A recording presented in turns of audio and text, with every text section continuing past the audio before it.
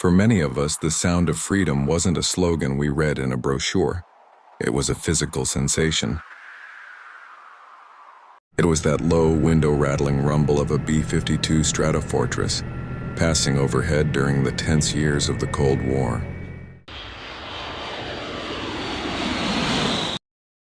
Or maybe it was the ghostly silhouette of an F-117 Nighthawk cutting through the midnight sky over Baghdad in '91. We remember the world of our fathers, a world defined by heavy iron and loud engines. But the world's gotten a lot smaller and a lot louder since then. Today, speed and volume aren't enough. We need to be invisible. Enter the B-21 Raider. It's more than just a new plane.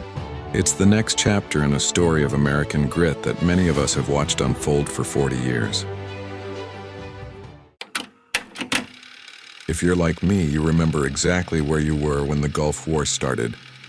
We watched the news in our living rooms as stealth technology changed the face of history overnight. But 3,000 anti-aircraft guns and 6... We saw the Nighthawk do what everyone said was impossible. We realized then that the game had changed. Then came the B-2 Spirit, a marvel of engineering. But let's talk straight. The B-2 was a child of the late 80s. She's a thoroughbred, beautiful but high maintenance. She needs special hangars and a small army of technicians just to keep her skin smooth. And we only built 21 of them. In a world where tensions are heating up from the Pacific to the old borders of Europe, 21 of anything isn't a fleet. It's a museum piece. We need a workhorse. We need a plane that can fly today, tomorrow, and 20 years from now, without breaking the bank or the spirit of the crews who maintain her. The B-21 Raider might look like the B-2's younger brother, but under that skin, it's a whole different animal. We call it a digital bomber, but for those of us who've spent time under the hood of a truck, think of it this way. The B-21 is built to be upgraded, not just repaired. In the old days, if you wanted to change a radio or a radar, you had to tear the whole cockpit apart.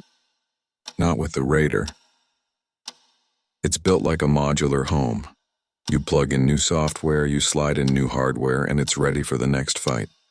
No decades-long waits for a retrofit.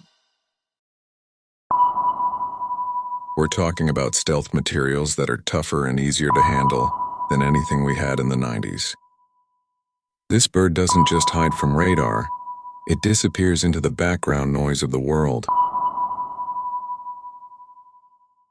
To an enemy's most advanced sensors, this massive bomber looks like a stray bird or a ghost. It's built for the long haul. It can take off from the heart of the US and reach any target on the map. It's a reminder to anyone looking to start trouble. We don't need a base in your backyard to reach your front door. We can fly from anywhere. Now I know what some of you are thinking. What's the price tag? And you're right to ask. It's our tax dollars.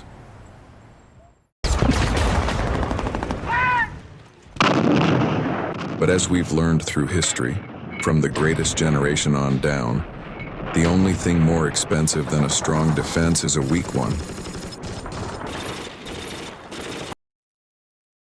We call it deterrence.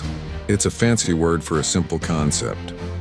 If you have the biggest stick on the block and you're quiet about it, most folks will leave you alone. The B-21 isn't about starting a fight. It's about making sure the other guy knows he can't win one. It's about ensuring that the world our kids and grandkids inherit is just as secure as the one we grew up in. The B-21 is named after the Doolittle Raiders, men who took a one-way ticket into the heart of an empire to prove that America wouldn't back down. That's a lot of history to carry on those wings. But looking at the men and women building this bird in Palmdale, I'd say that spirit is alive and well. I want to hear from you. For the veterans out there, or those of you who worked the lines at Boeing, Lockheed, or Northrop back in the day, how does this new tech sit with you? Does it give you the same pride we felt during the Apollo days or the first shuttle launch?